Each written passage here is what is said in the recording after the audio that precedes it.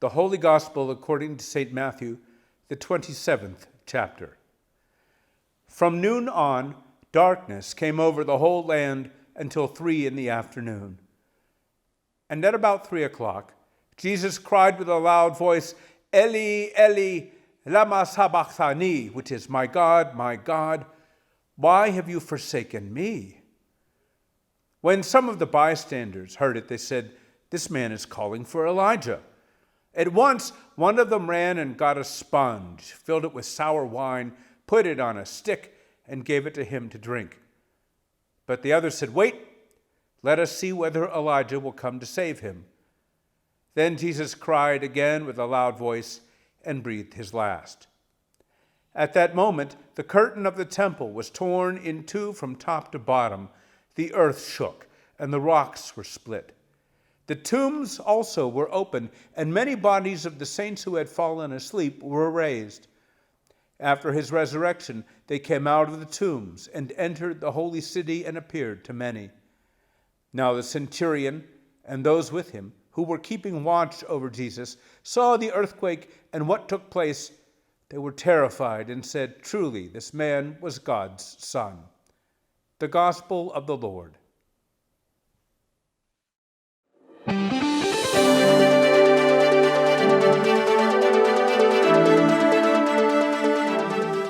Good evening. We continue tonight with a different look at the controversial story of Jesus of Nazareth. The two sides in this heavily contended event, the followers of Jesus, who insist that Jesus rose from the dead after his execution by crucifixion, and an unlikely coalition of Roman imperial officials and the office of the high priest of Israel. This coalition has been contending that the Roman guard placed outside of the tomb of Jesus was derelict in their duty, allowing the followers of Jesus to come and steal Jesus' body, and thus perpetrate the hoax of his resurrection. Joining us tonight, under condition of anonymity, is a Roman officer who is here to profess to know the complete and inside story. Thank you for joining us. Yes, ma'am. You have agreed to speak with us tonight only if we could assume and assure complete anonymity. That is correct. Why is that? Because I don't want anyone to know who I am. Clearly, but why is that? If my superiors know who I am, it'll just be that much easier for them to kill me. Well, we wouldn't want that. I wouldn't either. That would be bad. Why do you think they would kill you? Because I'm going to tell you things they don't want you to hear. Telling you this will be treason. Well, why did you come to us if it was so dangerous? I'm an officer in the Imperial Infantry. We are expected to be obedient to the Emperor, for the Senate and the people of Rome and all that. But we are also expected to act with honor. I expect that of myself. There is a cover-up going on, and it's just not right. It's dishonorable. The Senate and the people of Rome, and even you barbarians, need to know what's really going on. So you want to bring the truth to light? Whatever you do, don't turn the light on. Sorry. I meant you have come to tell us the truth tonight. Right. No more lies. Well, thank you. Before we go on, we obviously can't use your name, so how should we address you? Just call me Centurion. Centurion? That's my rank. It means I'm in command of 100 men. Well, okay, Centurion. Sir, if you could tell us of your involvement in the Jesus case. I first saw Jesus when he was brought into the Praetorium. Could you please describe what a Praetorium is for the benefit of our viewers? The Praetorium is the HQ of the Roman presence in Jerusalem. The governor has offices there, courts are held there, and other government functions. And of course, there is a barracks for the Imperial Legion. How many Roman troops are stationed in Jerusalem? I'm here to blow the lid off a cover-up, but that doesn't mean I'm giving out classified military information. Sorry, I was just exercising the public's right to know. This is the Roman Empire. There's no sissy First Amendment here. Of course not. Tell us about that meeting with Jesus. He was brought into the praetorium by the chief priest's guards, but they didn't come in. Something about getting all unholy if they came into our building. I don't know what that's supposed to mean. They have some weird ideas. So His Excellency the Governor had to keep going out and coming into the compound, trying to figure out what exactly they wanted us to do with Jesus. And what did they want you to do with Jesus? Kill him, I suppose. You're not sure? Most likely that's what they were after. That's what ended up happening. As I said, they were outside. I was inside. Governor Pilate kept asking Jesus questions and then going out and talking to the high priest's people, then asking Jesus more questions. He was getting pretty frustrated. Jesus was getting frustrated? No, not him. Pilate. Jesus was as calm as could be. Stubborn, yes. He would barely answer Pilate, but frustrated? Nothing. No anger, no fear. It was weird. I think the governor thought it was weird too, because he even asked Jesus if he understood what he could do to him, what Pilate could do to Jesus. And did he understand? I don't know how to answer you. If anything, he understood more than that. He told Pilate that he, the governor, couldn't do anything unless his God allowed it. What did the governor think about that? It freaked him out. That, and he got some message from his wife, and he started pacing like a panther. Pilate just wanted Jesus out of there. So he thought he'd punish Jesus a little, let the chief priests know he was taking them seriously, and then let him go. So he turned Jesus over to us. And what did you do? It might surprise your audience, but there can be an ugly side to military life. Do tell. Yes, ma'am. You'd be surprised. We took Jesus and gave him the customary 40 lashes. Actually, we only give him 39, just in case we lost count somewhere you wouldn't want to go over. But before we got to that, some of the boys had a little fun. What kind of fun do you mean? I was in on it too, sorry to say. Well, we heard he was supposed to be some kind of prophet, so we blindfolded him, then stood around in a circle and took turns beating on him, seeing if he could use his prophet power to say who hit him. Was he able to guess correctly? What are you talking about? No, of course he didn't guess correctly. He didn't guess at all. He just stood there and took it. You could see he was hurting. We're not little guys, and we really let him have it, but he never said anything. Sounds pretty brutal. It gets worse.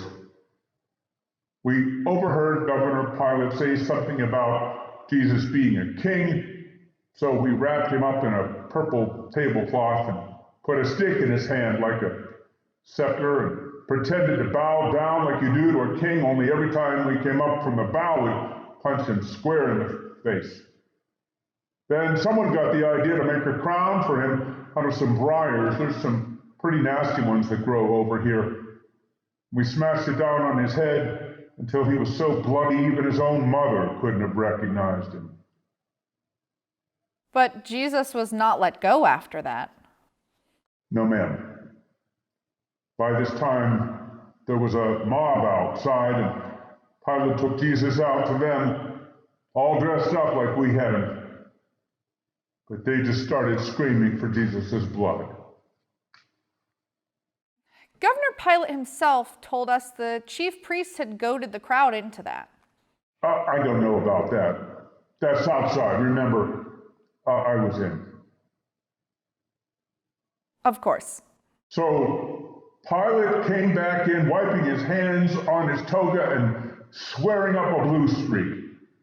Then he points over to us soldiers and says, "Do what they say." And we could hear the crowd outside saying, "Crucify him, crucify him." And so that's what you did. Yes, ma'am.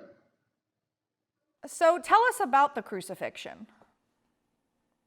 Crucifixion is never pretty, but this was worse than usual.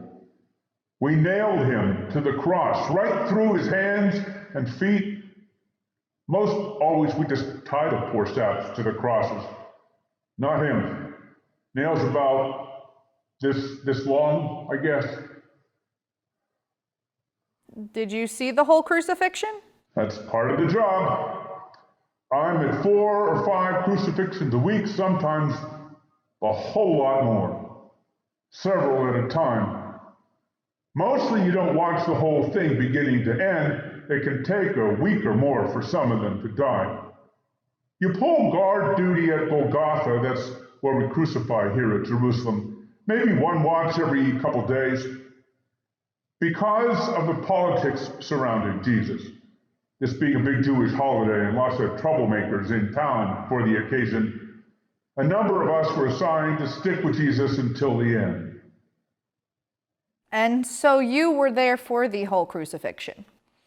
It was very short, mostly because he was already in pretty bad shape when we put him up there. Jesus died right away, within a couple of hours, but it seemed like forever. What do you mean? Well, at the start of it, we were still horsing around, drawing straws for Jesus' clothes, divvying up his stuff right in front of him, like we always do. But then we noticed it was getting dark. Time for the night watch. No, it was lunchtime. But it sure didn't feel like it. It just kept getting darker, not cloudy, just dark. Well, that's strange. Oh, that's not all of it. After a couple of hours, Jesus lets out this big yell. He had mumbled some things before. I really wasn't paying attention. But he lets out this scream, and then there's this earthquake. And then he stops moving, and so does the ground. I saw one of the other soldiers go up and poke him with his javelin. Just kept jabbing at him until there's all this blood and Jesus didn't move. And then it's light again.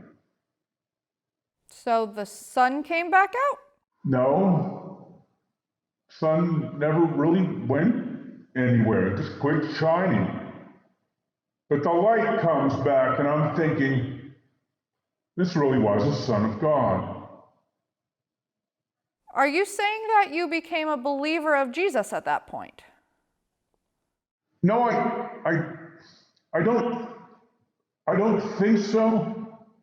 I wouldn't have known what to believe about him, except that it looked like the gods weren't happy that we killed him. And then Jesus was buried. Yes, ma'am. They were in an awful hurry. A big holiday was starting, and the Jewish people weren't allowed to touch any dead bodies once it started, or else, I don't know what, they just weren't supposed to. So they had to get him buried before sundown, because that's when the holiday started. I thought that was kind of funny, since it had already been dark once that day. They were in a big rush. Someone loaned his tomb temporary, like, until the permanent arrangements could be figured out. So on the governor's orders, once they put the body in the tomb, they closed it up with a rock, like those Jewish tombs do, but we also sealed it with wax and stood guard. What was the purpose of the wax? So you could tell if the tomb had been messed with. If the wax was broken, someone had been in the tomb. Well, so couldn't someone just reseal it with new wax? We would know. How would you be able to tell? We use a special seal to mark the wax. Details are classified. But it doesn't matter. No one sneaks past the Roman infantry. But Pilate says the guards all fell asleep and the body was stolen. He's lying. You say this about the imperial governor of Judea. Yes, ma'am. It's treason, I know it is. That's why I'm hiding in the dark like this. I could get killed for telling you this. I will get killed if they figure out who I am. So how do we know that you're telling the truth? If I fell asleep on guard duty, they'd have killed me already. No one fell asleep, they just told us to say that we did and then paid us to keep quiet. Then what are you saying happened? We saw this light in the middle of the night. And these two guys, not normal guys, wearing white clothes, but, well, I can't really describe them. They rolled a stone back while we just stood there in shock. And then he came out of the tomb. The dead Jesus walked out of the tomb. No. You make it sound like a zombie movie or something. Dead people don't walk. He wasn't dead. Well, not anymore. He walked out of the grave just like you walk out of the house in the morning. And then what did you and the other soldiers do? We ran. These were brave men. I know most of them pretty well. But we all ran for our lives. I haven't seen any of them since. We're all being transferred. Split up. Doubt I'll see any of them again. But I've been watching your show. I heard what Pilate said, that liar. I heard those other people too. I had to come to set the record straight. Jesus is alive. Well, there you've had it from the inside source. The Empire's story of grave robbers and a hoax is in itself an elaborate cover-up. What conclusions can we draw from this and from the other interviews in this series? Only one. Jesus of Nazareth is alive. Good night, and have an eternal tomorrow.